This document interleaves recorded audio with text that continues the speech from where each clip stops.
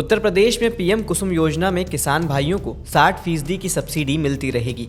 बिजली और तेल जैसे खर्च को कम करने के लिए पीएम कुसुम योजना की शुरुआत हुई थी, जिससे किसान सब्सिडी लेकर सोलर पंप लगा सके।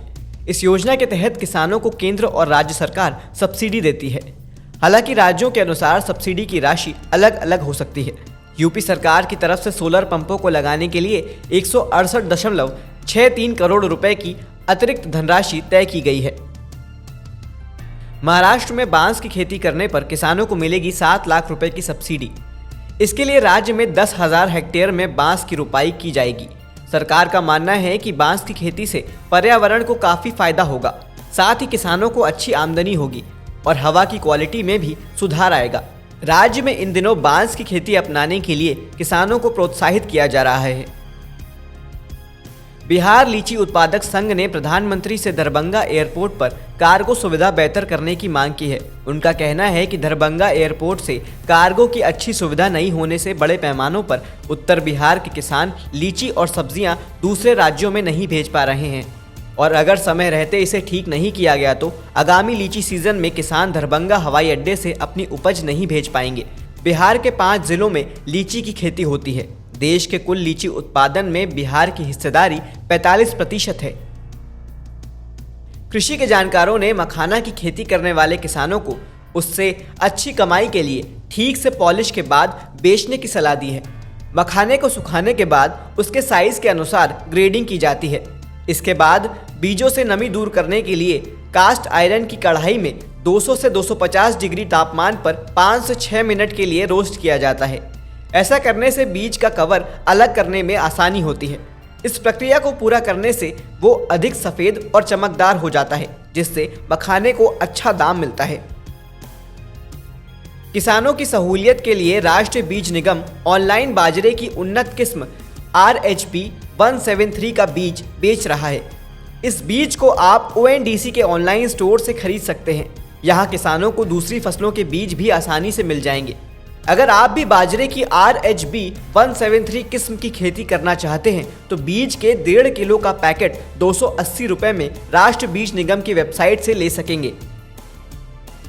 नाफेड ने दलहन फसलों की उत्पादन बढ़ाने के लिए ग्लोबल प्लस कन्फेडरेशन से हाथ मिलाया है।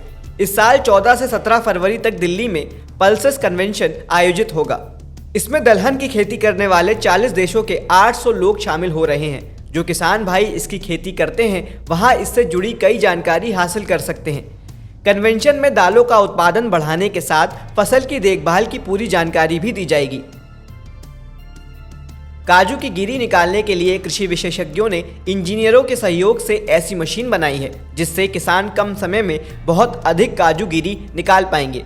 इससे उन्हें पहले के मुकाबले अधिक मुनाफा होगा, क्योंकि नई तकनीक के आने से मजदूरों की कम जरूरत पड़ेगी, जिससे किसानों को रोज की दिहाड़ी की बचत होगी। अधिक जानकारी के लिए किसान अपने स्थानीय कृषि निदेशालय से संपर्क कर सकते हैं। कृषि वैज्ञानिकों ने सब्जी फलों के छिलकों को भी उर्वरक के रूप में इस्तेमाल करने की सलाह दी है।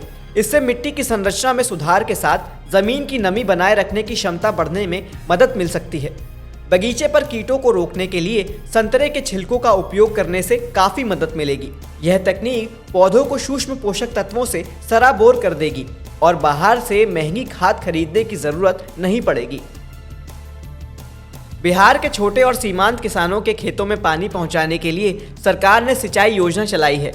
इसके तहत कम से कम 2 किसान मिलकर अपने खेतों में नलकूप लगवा सकते हैं। साथ ही इस योजना का लाभ लेने के लिए इन किसानों के पास कम से कम आधा एकड़ जमीन होनी चाहिए। अपने खेतों में सामूहिक नलकूप लगाने वाले किसानों को इकाई लागत पर सरकार 80% सब्सिडी देगी। बिहार के किसान समूह बनाकर इस योजना का लाभ उठा सकते हैं। किसान भाई अपने खेत और मवेशियों को पाला और ठंडी हवा से जितना हो सके बचाएं। अगले 5 दिनों तक इससे राहत नहीं मिलने वाली है। शीतलहर, घने कोहरे का असर जारी रहेगा। मौसम विभाग ने कहा है कि पंजाब, हरियाणा, चंडीगढ़, दिल्ली, राजस्थान के अधिकांश हिस्सों में न्यूनतम तापमान 3 से 7 डिग्री सेल्सियस के बीच है। उत्तर प्रदेश के कुछ हिस्सों, दक्षिणी राजस्थान, उत्तरी मध्य प्रदेश और बिहार के अलग अलग इलाकों में कुछ ऐसा ही तापमान है।